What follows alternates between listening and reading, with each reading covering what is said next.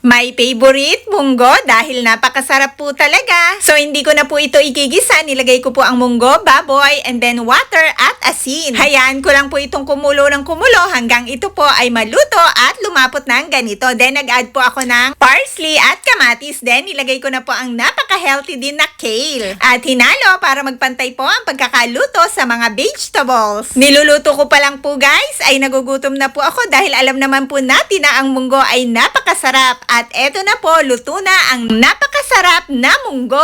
Talaga pong favorite ko ang munggo, lalo na po kapag nilagay sa mainit na kanin. At kahit nga po walang kanin, ganyan lang po ay napakasarap po talaga ng munggo. Pero dito po sa recipe ko, iniba ko po ang gulay na nilagay ko dahil po itong kale na nilagay ko ay napaka-healthy po sa katawan. Napakarami din po kasi nitong benefits na makukuha ko. Kaya naman po, kale ang pinili ko for today na isahog dito sa munggo. At kahit ano pa pong gulay ang ilagay natin sa munggo ay talaga namang napakasarap ng munggo. Wala po tayong masasabi dyan dahil po talagang kapag kinain mo ang munggo, lalo na kapag malapot, ay talaga pong napakalinamnam. So sana po ay nagustuhan mo ang recipe ko for today na napakasarap na munggo.